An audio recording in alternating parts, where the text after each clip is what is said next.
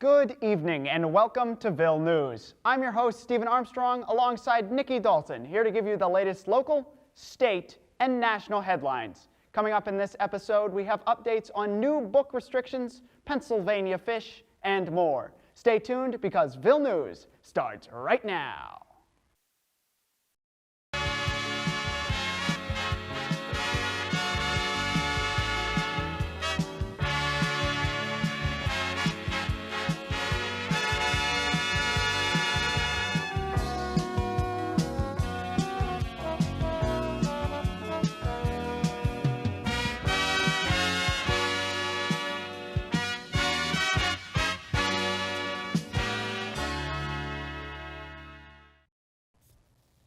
Ephrata Area School District has joined nearby school districts with a policy to allow parents to opt their children out of books with content deemed inappropriate. Ephrata Area School District joined Warwick and Elizabethtown Area School Districts in categorizing and tagging books by content areas, such as violence, sexual references, LGBT characters, among others.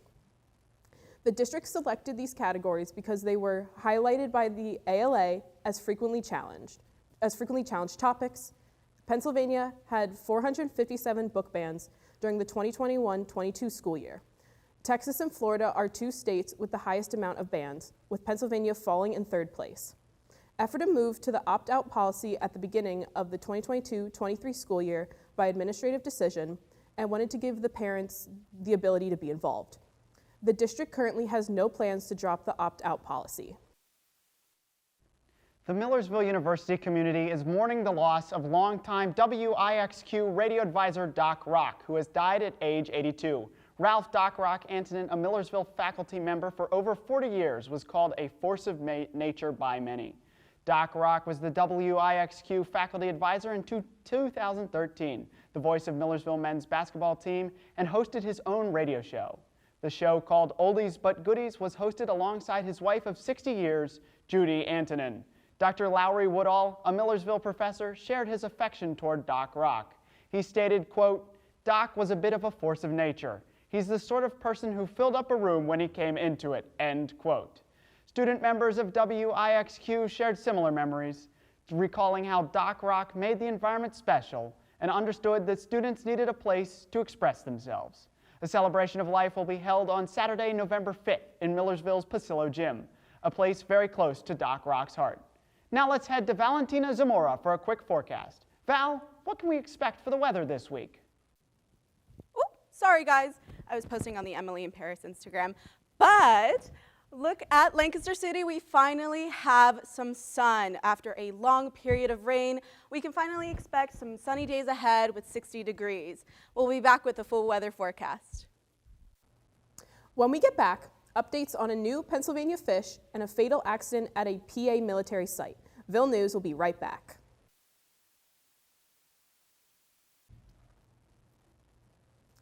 The Pennsylvania Board of Fish and Boat Commissioners has added a new fish to the state bow fishing regulations.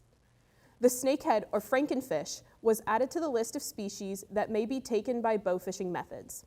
The species joins carp, suckers, and catfish on the list. The frankenfish is native to parts of China, Russia, and Korea, but was discovered in Pennsylvania in 2004. The species has been found in Lancaster County, Philadelphia, and in Pittsburgh suburbs. The Pennsylvania Fish and Boat Commission worries that the species will spread across the state due to their ability to travel short distances on land. The commission recommends those who catch the frankenfish to not release them and to properly dispose of them. One soldier was killed and 3 more injured in a military vehicle crash in Pennsylvania. The crash happened at Fort Indiantown Gap, around 25 miles from Harrisburg, on Saturday. This military training area is the home of the PA National Guard.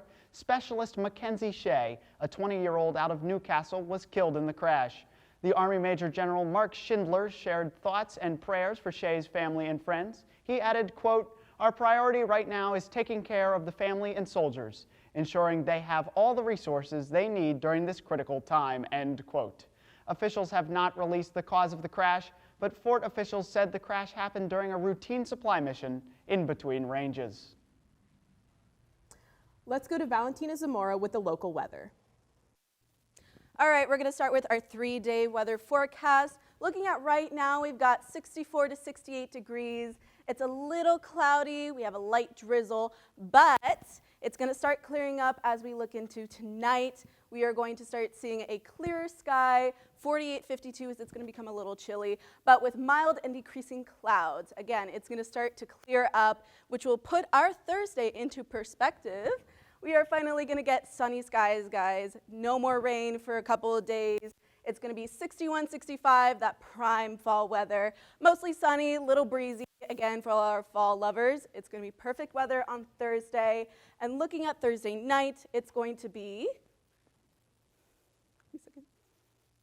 Looking at Thursday night, it's going to be 34 to 38, mainly clear, a little cooler, so put on a sweater. It could be a red scarf, too. And looking at Friday, we are also going to have 56 to 60. It's going to be seasonal, partly sunny, but again, that fall weather is finally moving in, and we are going to abandon that rain.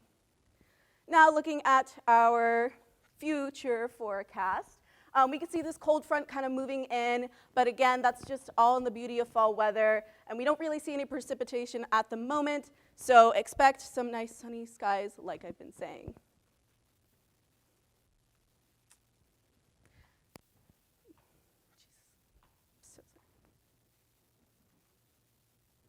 And again, looking at our 3-day outlook, we are going to have 66 as a high, 50 as a low, 36. Looking at our 3-day outlook, we're going to have 66 as a high this Wednesday on today and 50 as a low. Our Thursday is going to be 63 as a high and 36 as a low. And then again, 58 as a high on Friday and 34 as a low. And then looking into our 7-day outlook,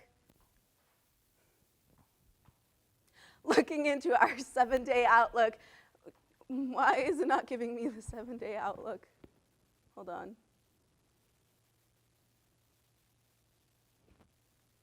Looks like we're not going to look into our 7-day outlook, but I can promise you that sunny days are ahead. Look out for Monday and Tuesday because it's going to be a little rainy, but our weather is brought to you by, oh, now it finally shows up. 50s and 60s, I'm so sorry. Our weather is brought to you by Miller's Weather Campus Service. Follow them for all your weather updates. Back to you guys at the desk. When we get back, we've got updates on county's plans for the midterms and a new historic figure featured on the stamp. Ville News will be right back. 2 counties in Arizona and Nevada plan to hand count ballots for the midterm election due to distrust in the electronic counting machines. The Board of Supervisors of Cochise County, Arizona, which is comprised of 3 members, had a 2-to-1 vote to authorize a hand count audit in their county precincts. This decision was objected by the county attorney, who claimed it violates Arizona law, but was ultimately still decided. Similarly, in Nevada, a top election official in Nye County said he already plans to start hand counting mail-in ballots this week. Critics of this process say that hand counting ballots produces inaccurate results, and differing numbers between hand counting and electronically counting could lead to even more distrust. Alex Galata, a resident in Cochise County, stated, quote, "They are elevating a process that is prone to failure," end quote.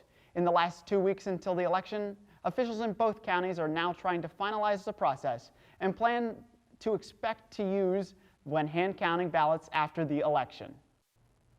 The United States Postal Service has announced that the late Supreme Court Justice Ruth Bader Ginsburg will be featured on a new postage stamp next year.